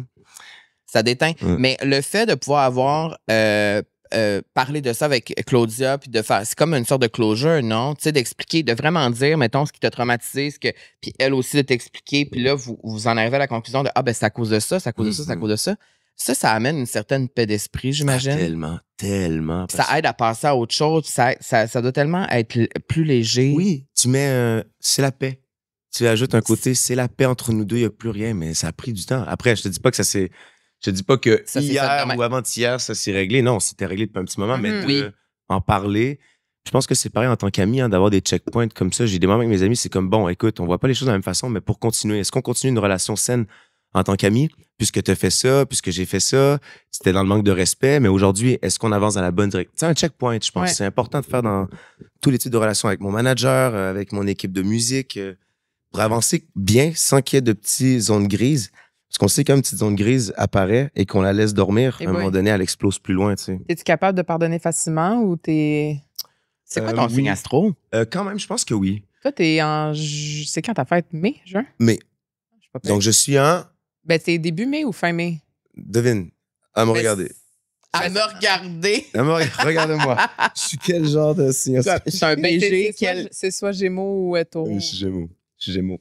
Ascendant Scorpion, vas-y, je vais tout dire. Ascendant Scorpion, Lune, Capricorne. Oh my God. Je sais pas trop ce que ça veut dire, donc vous en ferez votre autopsie, votre analyse. Oui, c'est ça. Mais qu'est-ce qu'on disait? Oui, je pardonne facilement. J'ai pas envie de mettre trop d'énergie à ça. J'ai vu dans le passé que ça me prenait trop d'énergie, ça m'empêchait d'avancer. M'empêchait d'avancer. Donc, pardonne, tu n'oublies pas, mais tu pardonnes et quand tu recroises la même personne, ça sera plus la même relation. Mais parce que tu n'oublies pas. Hein? Exactement. Parce que tu n'oublies pas, mais... Exactement. Tu pardonnes, mais tu au moins... tu pardonnes pour toi plus que pour l'autre. Oui, c'est trop d'énergie dépensée. Détester quelqu'un, c'est... Je suis pas capable. Je suis pas capable. Moi, je l'ai déjà fait et finalement, si tu perds des années à pas évoluer, tu sais. Oui, puis souvent, tu penses à cette personne-là, puis l'autre personne ne pense pas à toi. Là. Fait que tu te détestes one way. Puis ça, c'est grugeant, puis ça t'enlève toute ton énergie puis toute ta lumière. Moi, je suis pas capable de détester, même pour... En tout cas, c'est quasiment un problème, je pense. Non, je te vois, c'est vrai. Je t'ai jamais vu vraiment dire de mal. En tout cas, t'es une vraie fine. Ça, c'est sûr. C'est bien. Après, il faut que tu te protèges. Je pense que je suis un peu pareil que toi. Mais là, tu vois, c'est ça. Récemment, justement, on en a parlé, Carl et moi, à quel point de mettre ses limites, maintenant, c'est ce qui me protège plus pour l'avenir. Puis ça, mettre mes limites, pour moi, des fois, j'ai l'impression que ça me rend moins gentille. Ouais. Mais ça, oui, c'est un feeling que tu as de toi parce que moi que j'ai, parce que des fois, ça déplaît ou parce que des fois, ça crée des conversations qui sont moins... Mais tu vois, encore une fois, ça revient au problème de, comme je disais, les seuls problèmes qu'on a, c'est avec les autres. Oui, 100%. Encore une fois, c'est parce que tu vas te sentir pas fine avec une autre personne ou... Pardonnez quoi, c'est pas pardonner. Mais en étant de même, c'est parce que t'es fine avec toi-même. C'est oui, ça. Je sais, c'est ça. La ligne est fine. La ligne est tellement fine, je suis tellement d'accord. C'est vraiment... plus important que les autres t'aiment ou que toi, tu t'aimes? Ben, forcément, un peu des deux, tu sais. Mais forcément, ça devrait pas... J'ai pas envie d'aller à quelque part puis tout le monde m'haït aussi, tu sais. Mais je pense qu'on devrait pas chercher à plaire aux autres. Après, je pense que c'est une conscience humaine qu'on a. C'est la société. On vit en société, on veut que tout le monde soit bien. On n'est pas tout seul à vivre dans une montagne, tout ça. Donc, forcément, mais je pense qu'on aide les autres en s'aimant soi-même. C'est comme ça qu'on inspire les autres à s'aimer. Quand tu vois quelqu'un marcher dans la rue puis qu'il s'aime, il n'y a pas besoin de te dire « Hey, tu dois t'aimer ». Non, juste à le regarder, tu te dis « Oh mon Dieu, je devrais être comme ça aussi ». Tu sais. Ouais, ça t'inspire. S'aimer, être fan de soi. C'est dur, hein? On pense que c'est un truc égocentrique, mais c'est... As-tu confiance en toi, Tommy? Oui, par moment. Je pense qu'en général, oui. C'est des passes. Sérieux, c'est des passes. En vrai, c'est des passes. Des journées que parlez-moi pas du tout. Des journées que je suis prêt à donner. Mais aujourd'hui, tu te sens comment? Oui, j'ai confiance en moi. Oui, j'ai bien confiance en moi. Puis je pense que c'est ce qui fait que ça marche bien dans mes projets. Et par contre, confiance en moi, quand on parle de l'amour, c'est dur à dire. Après ma dernière relation, je pense que j'ai confiance en moi. Mais ça dépend dans quelle sphère. Genre. Professionnellement, j'ai très confiance en moi. Mais dans ta vie personnelle? Oui. En général, oui. Est-ce que tu as toujours eu confiance en toi? Si, mettons, qu'on part au petit Tommy. Ah, j'aime ça, petit Tommy. C'est pas petit homme, là, c'est petit Tommy. C'est ma version à moi. Si tu repenses au petit Tommy de Mixmania versus le petit homme d'aujourd'hui, c'est quoi le niveau de confiance? C'est parce que parce que tu sais, on a beaucoup de questions là-dessus sur nos cartons, mais tu sais, si on fait un résumé de ça, quand on vit une expérience comme ça, tu sais, puis je sais que tu te fais toujours ramener Mixmania, là, genre, on parle tout le temps de ça. on Ah, parle ben, que de tant Molière, mieux, ça tant fait du mieux. bien, là, ça fait longtemps. Mais parce là, que je trouve que c'est une expérience qui est assez transformatrice. Puis, tu sais, pour avoir vécu autre chose qui ressemblait, mais qui n'était pas de la même ampleur, tu sais, c'est sûr que quand tu vis quelque chose aussi jeune comme ça, ta tête devient, là, tu passes plus dans le cadre de porte sûrement, là, parce que Ah là, oui, toutes les filles tripent sur toi, tu deviens vraiment populaire et tout. Est-ce que tu avais réellement confiance en toi à cette époque-là?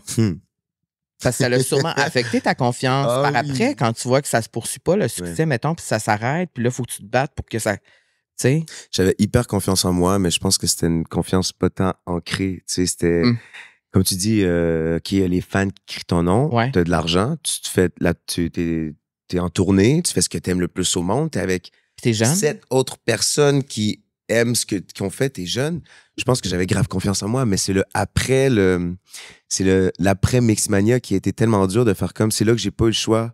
Je pense que tu trouves ta confiance en toi dans les moments difficiles. On parlait de quand t'as le cœur ouvert, quand t'es brisé, c'est là que tu te forges une confiance en toi. Et la confiance en soi, je trouve qu'elle se bâtit aux promesses que tu te fais. Quand tu dis une promesse que tu te fais et que tu la tiens, il y a une confiance en toi qui arrive.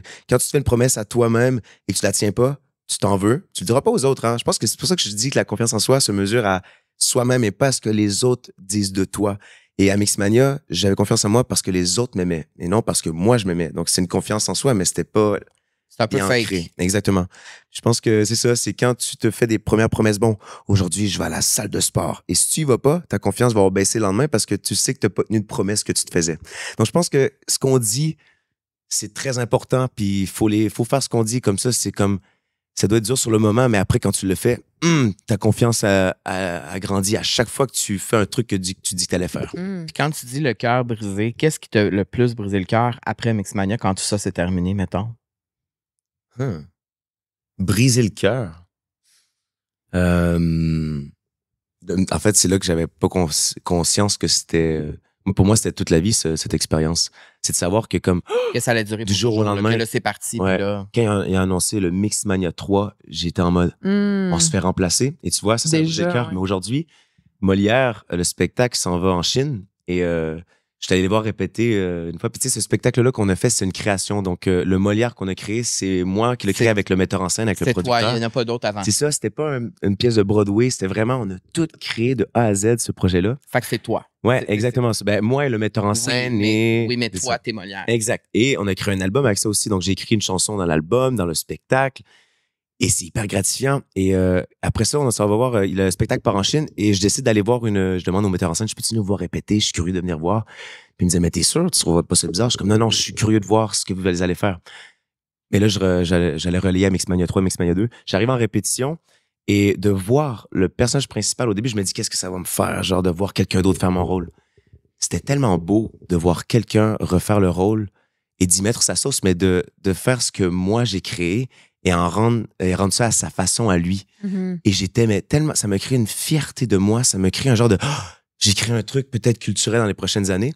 Et si j'avais eu cette conscience-là à Mixmania, le Mixmania 3, j'aurais dit, ma vision des choses aurait été on a tellement eu un succès qu'on a pu créer un autre Mixmania 3. À quel point c'est beau. Exactement. Aussi, ouais. Mais quand t'es jeune, t'es que dans l'ego. Donc forcément, mon cœur était brisé. Mais maintenant, je suis en mode que c'est beau de voir que t'as créé un truc tellement bon et tellement fort que les gens aiment que ça continue de vivre ailleurs. Tu sais, le spectacle, en ce moment, ça va être négocié à peut-être se faire recréer dans d'autres pays dans le monde. À quel point c'est beau. Puis si c'est pas moi qui le fais, c'est pas grave. J'ai donné ma petite touche 100%. et maintenant ça vit. Et je pense que c'est comme ça dans tout. Même les relations de couple. Tu vis, t'es combien de temps avec ton copain? 8 ans. T'as laissé une partie de toi à cette personne-là maintenant que elle va continuer de fleurir dans sa vie, tu vois. Je pense que tout ce qu'on touche, on a une maturité à garder qui fait que même quand c'est terminé, ce truc-là continue à vivre à sa façon. Et c'est la paix de soi-même, c'est la confiance en soi, c'est la confiance que tu as laissé un truc qui va continuer de vivre au fil des années. Quoi. Ben écoute, plus tu parles, plus je tombe en amour. Ah ouais? Ben, J'enlève-tu un vêtement? je t'ai déjà vu quand même sans vêtements. On t'a déjà pas mal tout vu, là. Ouais, peut-être. Ben Dans oui. quel contexte, ça? On sait pas. Moi, je veux savoir justement, tu sais, quand tu as une vie en France puis que tu as une vie au Québec, comment tu fais pour naviguer entre les deux mondes puis que ça soit smooth? Ça doit être quand même particulier. C'est mon prochain défi parce que là, j'étais vraiment beaucoup en France. Tu revenais combien de fois ici? Pas de Pas temps. souvent. Par année, je faisais peut-être 4-5 fois, mais je t'avoue que Mais j'allais tu restais pas longtemps. Non, je restais vraiment pas longtemps. L'année passée, l'été dernier, j'étais venu parce que j'avais un spectacle au ministère à Montréal. Je faisais Franco-Fête, qui est un festival à Québec aussi. Puis à chaque fois que je revenais, c'était soit professionnel ou voir ma famille, mes amis. Ma famille est à Québec, donc je restais à Québec avec ma famille parce que mon frère est nouvellement papa. Donc forcément, je voulais voir ma nièce. Et à Montréal, je venais moins souvent, mais je m'en voulais. Donc là, cette année, tu sais, je venais peut-être 6 fois par année. Ça coûte cher. Là, j'essaie de trouver des alternatives? Ben, je sais pas, Air Transat, vous voulez faire des collabs, je sais pas, tu sais. Ben, ça commence à coûter cher, mais j'adore. En fait, le but vraiment, c'est d'être autant à Québec autant au Québec qu'à Paris, qu'en France en général. Mais c'est dur, mais je pense que c'est ce que je veux faire. J'aime tellement voyager. Je pense que vous êtes 2 personnes pareilles quand même aussi. Et j'aimerais tellement être capable de faire les deux. Mais culturellement, je pense j'en parle beaucoup avec mes amis ici du Québec et je trouve ça beau de voir des gens faire des opportunités comme vous qui prennent l'opportunité de faire un podcast et essayer de faire vivre une certaine culture à travers ça. La culture musicale ici est très difficile et je ne vais pas m'éterniser là-dessus, mais en France, au moins, j'y trouve ma partie des choses parce que la culture est hyper soutenue. Les artistes sont bien soutenus, sont reconnus. Ici, c'est un peu plus dur avec le système qu'on a au Québec, mais c'est pas ça qui va me faire dire que je veux pas revenir ici. J'aimerais vraiment amener ma touche ici. De toute façon, mon cœur est au Québec. Je suis québécois, c'est ma culture. Mais un gros kiff en France aussi. Vraiment, je pense que ça va être un beau défi d'être aussi autant à Québec qu'en France. Là, t'as-tu encore un appartement là-bas? Oui. OK. Oui, je vais peut-être demander ma citoyenneté, ma résidence permanent residency. Ouais. Ouais, faut que je pratique mon anglais aussi. Parce qu'en France, ils parlent pas anglais. Hein? Ben oui, ils parlent anglais, là. Ils parlent. What the fuck? Non, mais. Oui, mais c'est juste des mots en anglais Non, mais des insérés fois, dans les phrases en français. Ouais, c'est ça. Des fois, tu parles en français, puis tu comprends. Ah, des McNuggets, Ouais. tu sais, tu comprends. Je m'amuse bien. Je faisais des concepts d'expression québécoise sur les réseaux pour leur faire découvrir des trucs. Mais j'aime les deux cultures. Je pense que faut pas parce que c'est difficile ici qu'il faut laisser ça Non, 100%. s'éteindre. Faut continuer à alimenter. Puis ça prend des gens comme vous, comme nous, qui fait que la culture reste vivante. Et j'en fais une mission personnelle quand même aussi. Ben, on est là, on va te supporter. Ah, ouais, j'espère que je vais vous supporter. On t'a aussi. toujours supporté. On t'a toujours C'est vrai, hein, de Oui, loin. petit c'est Tommy, vrai. j'ai toujours supporté ce que Petit tu Tommy. fais. Petit Tommy, je trouve ça cute. Hein? Moi, Ouais, ici, Tom, on parle beaucoup de bonheur. je sais. Et je serais curieuse de t'entendre là-dessus. Est-ce que tu penses que le bonheur, c'est quelque chose qu'on trouve? Est-ce que c'est quelque chose qu'on crée? Est-ce que c'est quelque chose qu'on incarne? C'est quoi le bonheur pour toi? Ça m'énerve parce que quand je t'entendais la poser dans un podcast que j'avais écouté, que vous avez fait, j'étais comme, c'est quoi mon bonheur à moi? C'est vraiment difficile. C'est tellement dur parce que ça change à chaque fois. Ça évolue. Je pense que ça revient au truc de confiance en soi que je disais, de les promesses que tu te fais. Ouais. Parce qu'il y a un côté de bonheur éphémère qui arrive, que tu l'as, tu perds, tu perds. Et... c'est tellement dur, tu vois, je bug. Mais je pense que c'est justement quand tu crées, quand tu dis quelque chose que tu vas faire Que tu le et fais. tu le fais, peu importe le résultat, mais tu le fais. Il y a un côté de fierté, de bonheur qui arrive parce que tu as tenu ta parole. Déjà que c'est dur de faire des promesses aux autres. C'est encore plus dur de se faire des promesses à soi, en vrai. 100%. Je dis ça, il y a des gens qui ont de la facilité à faire des promesses, puis je les félicite et je les honore. C'est pas ça le mot, mais je suis en admiration face à eux parce que je sais que c'est difficile. Mais j'avoue que quand je dis quelque chose et je le fais, comme mettons Molière, j'avais un passé de spectacle que je faisais que Footloose, Mamma Mia, dans les comédies musicales, je me blessais et j'étais pas capable de finir la tournée qu'on faisait parce que j'étais blessé. Puis là, ça, Et je m'étais dit à Molière, je vais faire tout ce que j'ai en mon pouvoir, de jamais me blesser, de prendre soin de moi, de faire tous les spectacles si je peux. Si je suis malade, ok, j'en ferai pas, mais je vais essayer de toutes les faire et finir la tournée en shape. J'ai eu des blessures au ménisque, Ouais. j'ai eu des indistinctions de voix j'ai été malade, fièvre. Et malgré tout, j'ai tenu ma promesse, j'ai fait tous les spectacles, 170, 180 T'as spectacles. Jamais manqué un putain Si, de mettons, spectacle. t'es malade, qu'est-ce qui arrive? Y a-tu un backup? J'avais un backup, mais... Lui, il est là en stand-by tout ouais. le temps. Mais je le faisais quand même.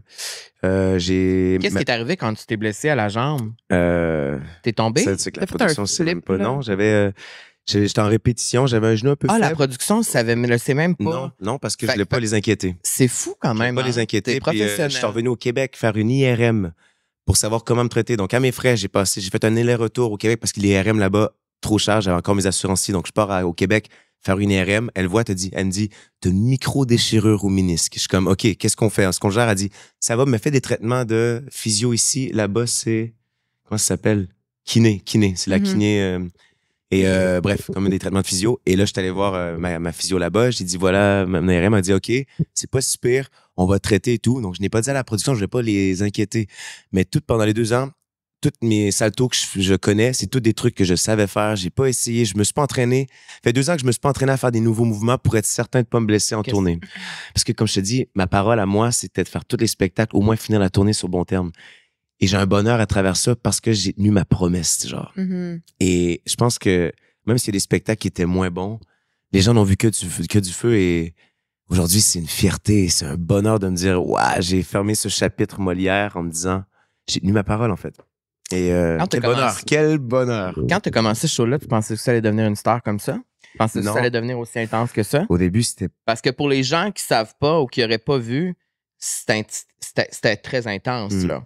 Moi, j'étais vraiment choqué. Choqué? Je voyais ça, puis j'étais comme, mais voyons donc. Mais moi, je réalisais pas l'ampleur, parce que, tu sais, on est l'autre bord de l'océan, donc forcément, je reviens de la France, puis il y a des choses qui se passent là-bas qui traversent pas, puis qu'on se rend pas compte. Ça a traversé, on voyait sur le TikTok, on voyait les choses.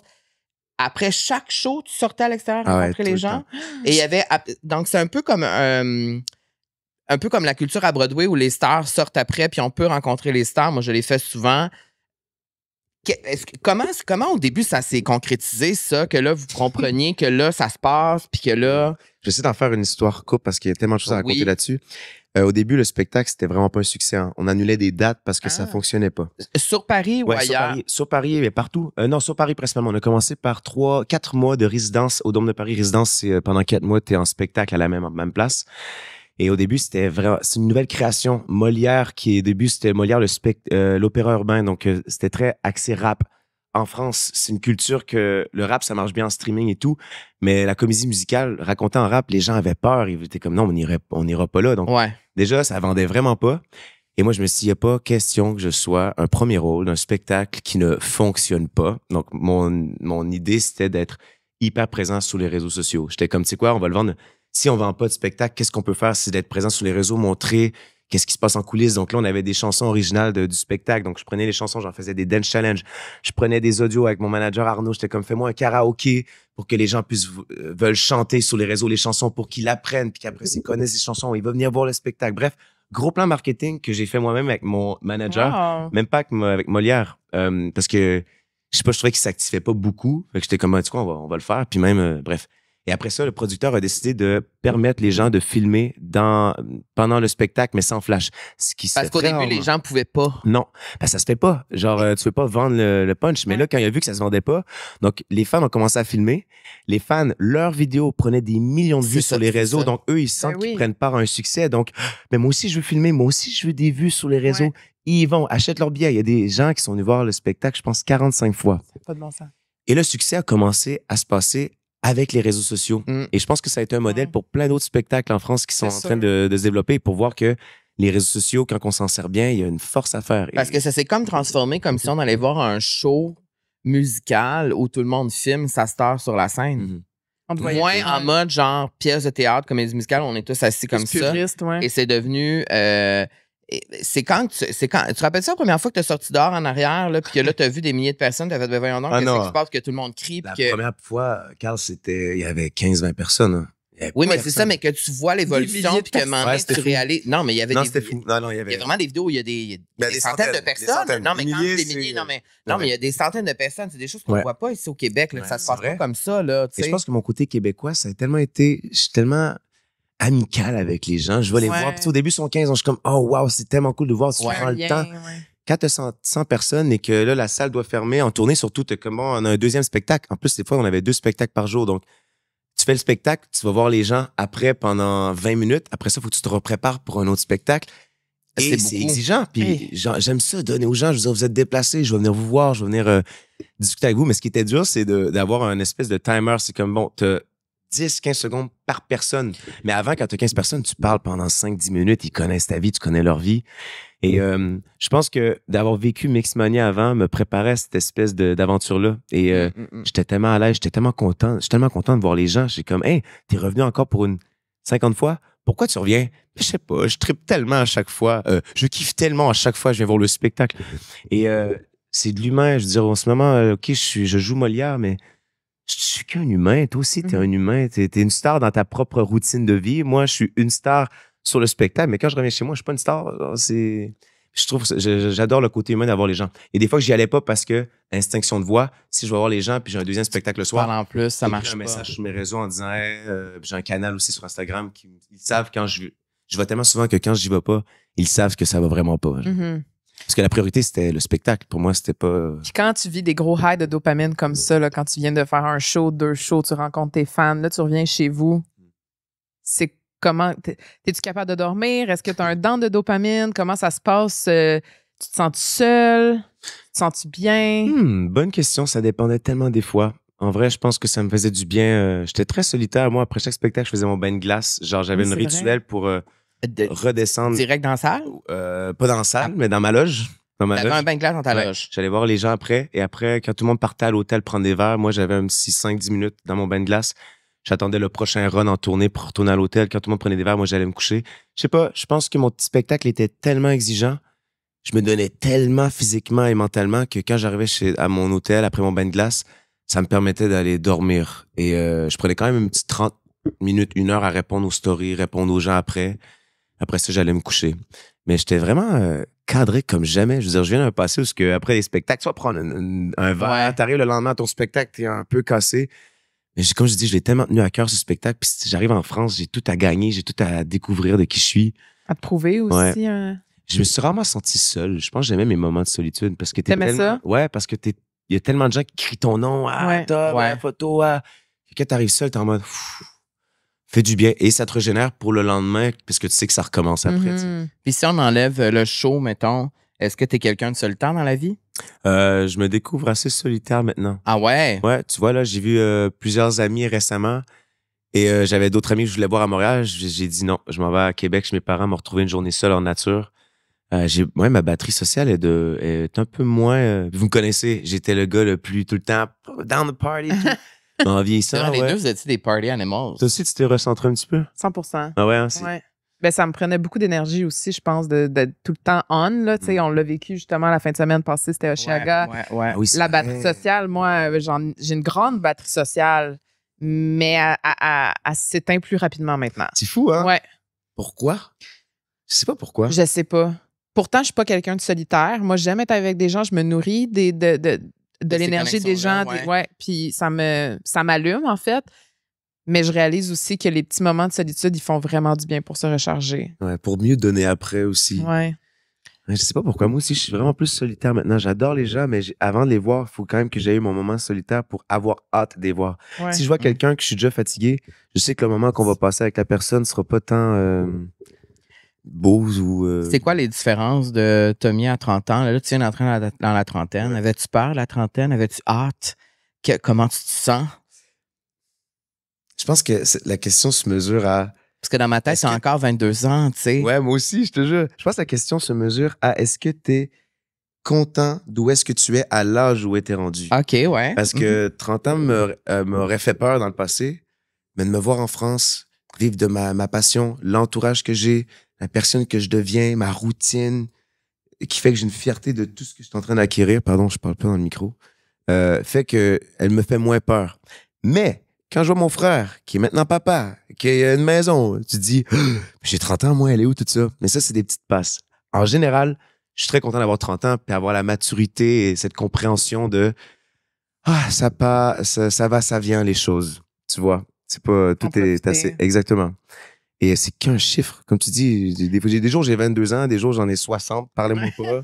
Tu sais, fait que... Mais je trouve que c'est vrai quand tu as dit tantôt que tu as un cœur d'enfant encore. Je trouve qu'on sent beaucoup ça quand tu parles. Pour moi, mon petit homme... C'est l'énergie. Ouais, vas-y. Après, je continue, mais mon petit homme, c'est ce côté enfant et ce côté plus vieux. Ce petit homme sage qui fait que aujourd'hui, je veux que mon petit homme et mon plus vieux soient contents de ce que je suis en train de faire aujourd'hui. Cette espèce de spectre-là, je suis ici, je veux que lui et lui, de ma personne plus tard et plus jeune, soient fiers de ce que je fais. Donc, mes choix, je les mesure en fonction de ces deux-là, quoi. C'est pas toujours évident. C'est une belle réponse. C'est pas toujours évident. Ça, tu me surprends. Ah ouais, ça fait longtemps qu'on s'était parlé, hein. Ben, on s'est vu l'été passé, Oui, mais mais tu sais, on n'a pas parlé mais comme pas ça. de Vent, là, quoi, là. Quoi, là? À la française! C'était un petit coup de vent, quoi. Oui, puis je me rappelle que Ouais, l'été c'est vrai. passé, quand on t'avait vu, on avait dit ça, ce serait le fun qui vient dans la vie sociale, mais t'étais juste de passage, tu restais Ouais. jamais vraiment longtemps, c'était difficile. Ouais. Là, je tiens à dire, c'est toi qui m'as dit. Oui, je t'ai dit, est-ce qu'on se fait un petit moment? Je pense que vous êtes j'adore. les seuls à qui j'ai écrit. Hein. Vous êtes les seuls. Ben, je suis j'espère. pas trop, j'espère. Je J'espère. suis pas très. Ouais, c'est t'as dur. dit tantôt que tu voulais rester un peu privé, là. Ouais, j'aime bien rester privé et m'ouvrir à certaines. C'est important. J'aime bien cette pudeur de pas tout dire à tout le monde. Je trouve ça 100%. précieux parce que c'est facile de se perdre après. J'ai toujours été un cœur ouvert et après, j'ai vu dans la vie que ça m'avait desservi. C'est important de s'ouvrir. Je pense que c'est là qu'au moins tu te libères de tes doutes et tout, mais ça dépend à qui. Qu'est-ce que Je vous adore. Je connais pas ces gens, mais je suis content que. Tu vas voir, les gens de la vie sociale, c'est Oui, toutes j'ai des vu. personnes vraiment. Ouais, j'ai vu. C'est quoi les choses, mettons, que en vieillissant, tu as plus de difficultés, ben, que tu choisis volontairement de moins t'ouvrir ou de moins partager, mettons, au public, tu sais?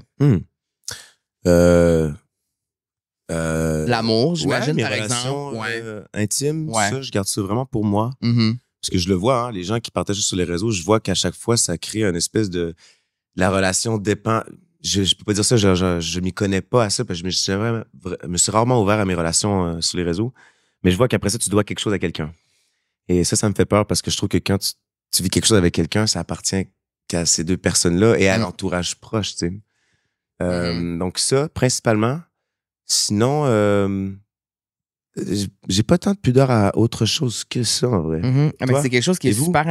Ben, je trouve ça intéressant de parler de ça parce que toi, pour l'avoir vécu récemment, où tu dois, tu sais, t'as dû annoncer ta rupture, t'as dû prendre parole pour dire aux gens, parce que là, les gens en parlent, les gens veulent avoir des réponses. Les gens se sentent comme s'ils étaient à l'intérieur de la relation parce qu'ils l'ont suivi pendant tellement longtemps. Puis en même temps, il y a une partie de moi qui est comme, ben, si on choisit volontairement de partager au public ça, puis de bénéficier de ça, puis des avantages que ça amène, il faut forcément dire à la fin quand c'est terminé, mais il y a une partie de moi qui est comme, ça regarde personne, fait que c'est sûrement quelque chose qui va influencer tes choix dans le futur, dans ton futur. Parce que moi, ça a influencé ça, ma dernière relation, j'ai partagé 0 photo, 0 vidéo, rien, les gens savaient pas que j'étais en couple, tu sais, à cause que j'étais traumatisée d'avant avoir dû prendre la parole puis de dire, ben, j'étais en couple, il est plus là, c'est pour ça. Alors... J'ai une question pour ça, justement. Oui. Est-ce que justement, parce que je suis mitigé. J'aime ça que tu deviens animateur. Ouais, mais c'est une petite question, c'est une discussion, hein, parce que j'apprends autant en écoutant. Oui. Et en fait, il y a ce côté où ce que je me dis, tu veux pas que les autres le sachent sur les réseaux, mais normalement, l'amour, c'est cette liberté d'aimer. Et est-ce que justement, de pas montrer sur les réseaux, je me pose à moi cette question-là aussi, de pas le montrer sur les réseaux, et à toi aussi, et à tout le monde, de pas le montrer sur les réseaux, est-ce que ça prive ce côté libre qui est normalement synonyme de amour? Tu vois ce que je veux dire? On le garde intime. Moi, je me dis, y a-t-il une nuance entre le poster sur les réseaux, mais en public, t'agis en couple, mais peut-être que sur les réseaux, tu montres pas que t'es en couple, mais que, en fait, la ligne est... La ligne est mince entre cacher puis garder privé. Ouais, c'est ça. Puis c'est là, je pense, que la ligne est difficile à gager, là, littéralement. Il y a des choses qu'on peut montrer d'une relation, mais on n'est pas obligé de tout montrer. Exact. Moi, tu vois, je montre pas ma famille. Je montre pas non plus mes moments où je suis avec mes amis. Tu sais, mes amis qui sont pas nécessairement sur les réseaux. Comme j'essaie vraiment de séparer avec plus ma vie que j'ai envie de montrer, qui a plus rapport à mon travail, moins ma vie privée. J'essaie d'être un peu plus réfléchie par rapport à ce que je démontre parce que j'ai réalisé aussi avec le temps que les gens sont très intrusifs, tu sais. Puis ça me plaît moins. Mais je suis consciente aussi que ça vient avec le métier aussi, puis j'essaie de l'accepter davantage. Mais ça, accepter ça, ça vient aussi à accepter que tu vas pas plaire à tout le monde. Puis ça, c'est le travail que je vais avoir toute ma vie. Oui. C'est ça que j'ai appris, mettons, dans les derniers mois, que je voulais pas cacher ce que j'étais en train de vivre, mais en même temps, j'étais pas prête d'en parler, puis je voulais pas me sentir forcée de le faire. C'est pour ça que maintenant, je peux en parler ouvertement parce que là, je me sens déjà guérie de ça tranquillement, mais comme je me sens déjà heal puis assez forte pour en parler, mais ça va avoir pris des mois et des mois, tu sais. Mais le monde ne savait pas ça, tu sais. Je sais, tu vis secrètement. Ce qui est difficile aussi dans ce métier-là qu'on fait, c'est que plus on entretient sur les réseaux sociaux notre vie personnelle, puis on la montre, puis on dévoile des choses, plus ça fonctionne, plus les gens sont... Alors là, c'est comme, plus les gens sont impliqués, plus les gens veulent voir tes affaires, plus les gens deviennent curieux. Et ça crée une espèce de phénomène de genre, puis même moi, je le vois à certains moments où on l'expérimente, on l'a expérimenté. Là, c'était une rupture. Ben là, les gens sont... Tout le monde veut savoir. Alors, il y a comme quelque chose qui est assez complexe parce que si je montre rien, les gens se désintéressent. Si je montre tout, les gens s'intéressent. Alors, c'est comme...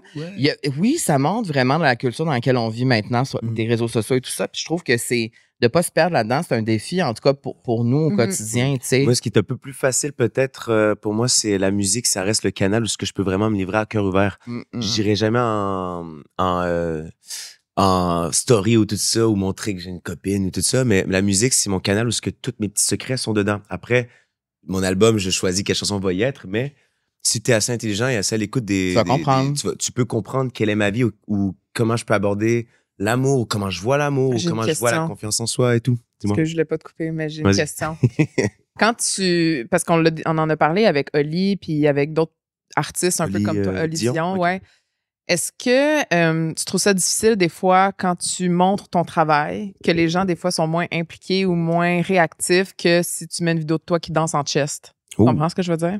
Oh! Mais Oli, on en avait parlé justement, que tu vas mettre un single, puis là, tu vas mettre un vidéoclip, puis là, il y a 10 000 vues sur ton TikTok, mais tu vas mettre une vidéo de toi qui danse, qui fait un dance challenge, puis tu as 1 million, tu comprends? Moi, en fait, ça me dérange pas tant parce que je suis un peu conscient que c'est comme ça que c'est. Ouais. C'est ça la business. J'ai un peu accepté le truc et honnêtement, ta musique va parler si elle va blow up si elle parle, ta musique. C'est plus ça, tu sais, si je sais qu'on est dans un air où ce que c'est la vidéo et la musique est ensemble, mais ça dépend comment que la chanson arrive dans le cœur de quelqu'un et à quel moment. Et ça se mesure pas. Une vidéo en chess, excuse-moi, si je t'en shape, je sais que ça va marcher. Mais la musique, l'art, on ne sait pas. On peut pas non plus faire de l'art pour les autres. De base, il faut qu'on le fasse pour nous. Et on espère ou on se dit peut-être que ça va toucher quelqu'un d'autre. Et si ça touche les gens, super. Mais si on commence à faire de la musique pour plaire aux autres, je pense que c'est masquer cette vulnérabilité un petit peu. Je suis conscient de cet enjeu, puis je pense que j'ai déjà eu du mal auparavant. Mais je l'accepte parce que je le sais c'est quoi, comme les meufs qui se mettent en maillot de bain, 100%. on va liker plus, puis quand elle se met à parler, des fois, il y a des gens qui sont comme, ben, je m'en fous de ce qu'elle a à dire, tu vois. Je pense que c'est... C'est parce qu'on le vit bon, nous, on se met pas en chess, là, mais dans le sens que des fois, on va mettre quelque chose qu'on met notre cœur, on met notre travail, ou on met, je dis n'importe quoi, mais une vidéo que j'ai pris du temps à faire, à filmer, à créer, tu sais, ça va moins performer qu'une selfie c'est fou. dans mon char. Là, tu comprends ce que je veux dire? Fait que des fois, moi, je ressens cette frustration-là de mon Dieu, à quel point que le travail, des fois, n'est pas autant reconnu. Puis ça revient aussi, je pense, à comme de se sentir vu, de se sentir aimé, de se sentir accepté. Mais c'est fou parce qu'en même temps, moi, je parle d'art. Toi, ce que tu crées, des fois, c'est... pour moi, ça va être de l'art aussi. Tu crées dans quel but, en fait? C'est pour divertir les autres? 100%, ou c'est pour toi que tu le fais, ce montage? Les deux, je pense. C'est ça. Ça, en fait, je pense que, comme on disait, le moment que tu commences à le faire pour les autres, la frustration vient tout seul parce que tu oublies... Quand tu gardes ton pourquoi, je le fais pour moi. Peu importe, c'est dur. Ben oui, c'est un combat, mais même pour moi aussi, tu vois, j'ai un single qui va sortir le 29. J'espère qu'il va blow up. Pour ma fête. Le lendemain de ma fête. Alors, elle est pour toi, cette chanson. Est-ce qu'on peut savoir le titre du single? Oui, non, vous allez voir. On est là, il n'y a pas de primaire, on est là pour discuter. Vous savez qu'il y a une chanson qui sort. Fait que tu vas rien dévoiler jusqu'au 29. Non, ça va sortir graduellement. Oui, mais là, peut-être au moment du tournage que ça verra. Je sais pas encore c'est quoi le titre. C'est pour ça. Il est menteur. Je pensais qu'on allait avoir une exclusivité. Qu'est-ce que tu peux nous dire sur tout ça? C'est un tube, sur ce qui s'en vient. Pop? C'est un tube pop. Moi, je suis amoureux de pop. On a grandi ensemble, on aime tout ce qui est pop. Ed Sheeran. Quand je te vois, je pense à Ed Sheeran parce qu'on a grandi avec lui. J'adore que quelqu'un pense à Ed Sheeran en te voyant. Non, mais c'était malade. En fait, c'était un moment qui était fort. C'était au début, là, quand même. Le cœur brisé à ce moment-là? Ben, pas moi, là, mais peut-être toi. Je sais pas, mais ces chansons-là, je les avais écoutées quand j'avais le cœur brisé. Et en tant que concert, genre avec sa pédale loop, fan. Bref, oui, c'est pop et je suis amoureux de la pop. C'est une chanson que j'ai écrite avec des amis, avec une guitare. Ça parle de quoi? Et ça parle de ce côté union, c'est d'être capable d'avancer avec quelqu'un telle qu'elle est, sans avoir de... Comment je pourrais dire? C'est l'union d'avancer. Je peux pas avancer sans cette personne-là. Je pourrais pas continuer à vivre sans elle. Sur l'amour, mais aussi sur l'amitié. C'est ce côté où je suis une personne tellement d'équipe. J'ai mes moments solitaires, mais ma musique, je le vis en équipe. Mon projet Molière, je le vis en équipe. En couple, je suis un gars d'équipe. Et c'est ce côté de comme, on avance ensemble. Donc, c'est ça que ça traite. Et ça peut être vu en couple, ça peut être vu... C'est positif. Oui, vraiment, ouais. Puis cet album-là... parce que ça va être un album. Ben, cette suite de projets-là, merci. Les primeurs, wow. On écoute. Ouais, mais ça porte beaucoup sur... tu sais, tout sur les réseaux sociaux, je suis le gars heureux et tout, mais la musique reste quand même cet endroit où je m'ouvre à cœur ouvert. Et c'est pas évident parce que comme c'est là qu'il faut que je me détache de tout ce que les gens ont à me dire. Ça m'appartient pas, ça. Exact. Puis je trouve, depuis tantôt, je veux dire ça depuis tantôt, puis il faut que je le dise. Tout ce que tu dis me fait beaucoup penser à Beyoncé parce que Beyoncé prend jamais... Non, mais moi, je ramène toujours Beyoncé, vous le savez, parce que Beyoncé prend jamais la parole en entrevue, fait jamais d'entrevue, s'exprime pas et tout ça. C'est dans la musique qu'elle le fait. Et même pour les 4 dernières années, il n'y a même eu aucun vidéoclip, aucun visuel de rien. Alors, c'est juste la musique. Elle a révolutionné cette... tu sais, quand tu disais la vidéo et la musique fit ensemble, maintenant, aujourd'hui, je suis très d'accord avec les réseaux sociaux. Elle a montré que c'est possible de le faire sans visuel. Ouais. Elle a dit, c'est vous les visuels, les fans. Vous faites votre propre visuel de qu'est-ce que vous avez envie de penser. Et sa musique a rejoint des milliers et milliers de personnes parce que, bon, la tournée qu'elle vient de faire, c'est un succès encore. Les gens se reconnaissent à travers... Les gens comprennent sa vie à travers sa musique, ce qu'elle vit. Et tu peux décortiquer pendant des heures et des heures et des heures ce qu'elle est en train de vivre. Et il y a tellement...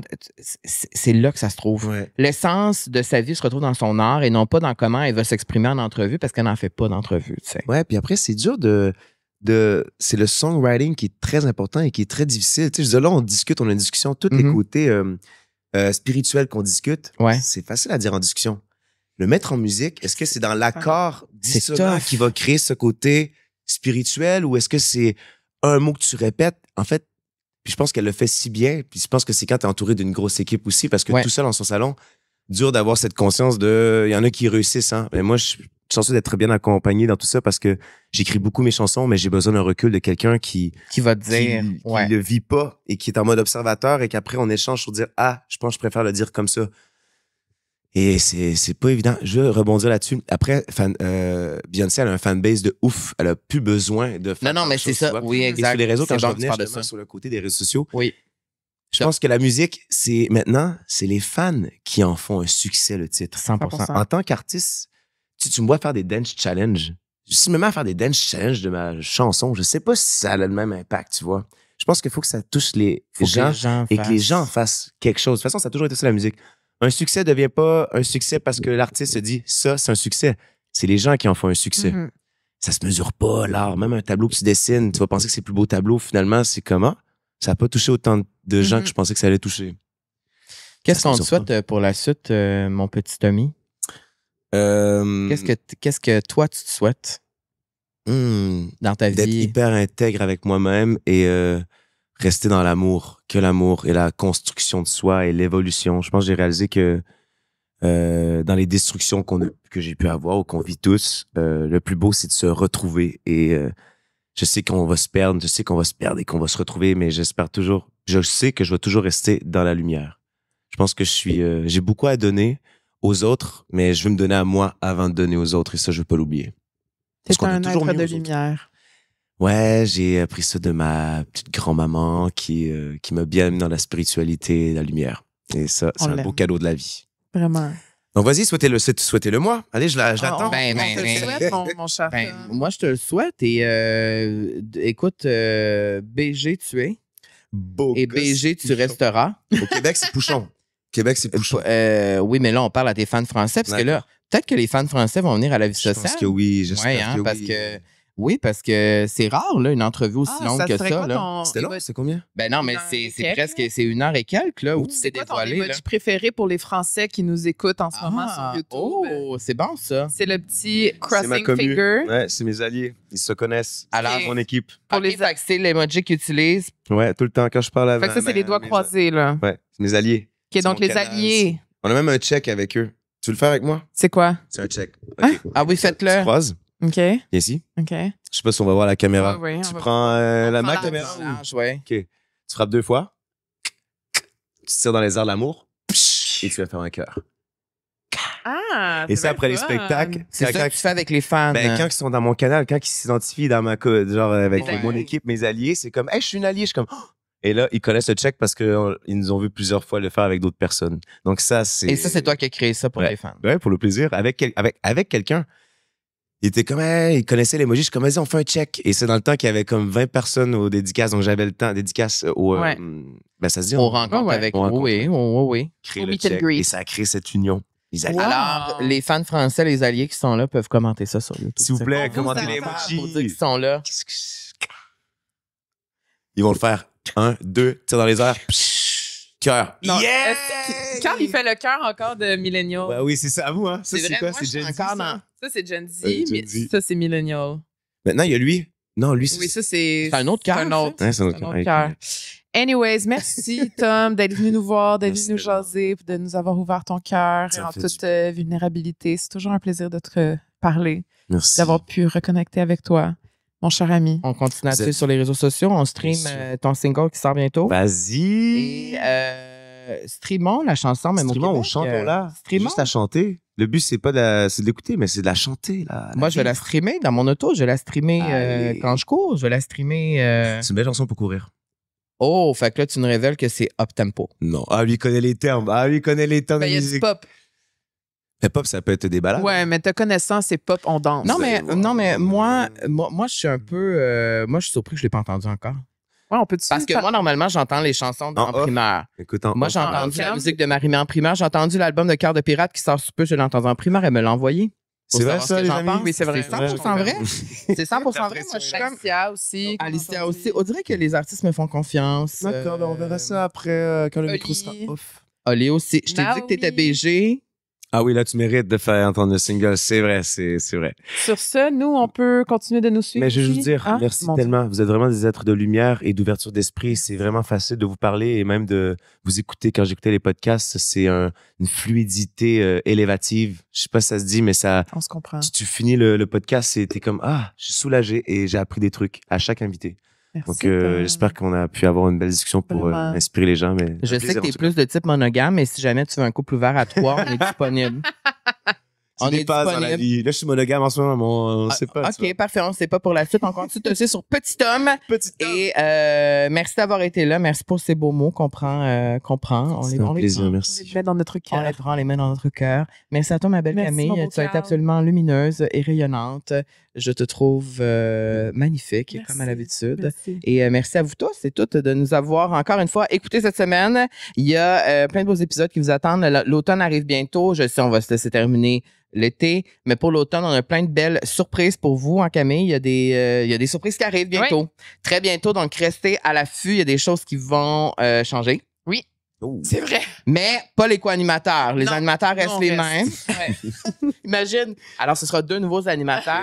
Ça serait weird, hein, que la vie sociale poursuive, mais avec 2 autres personnes. Non, c'est pas possible. Mais oui, donc plusieurs surprises vous attendent et vous pouvez nous suivre sur les réseaux sociaux, donc Balado La Vie Sociale, Facebook, TikTok, Instagram, Patreon aussi. Et vous pouvez rejoindre le club social totalement gratuitement sur notre compte Instagram où on vous parle chaque semaine.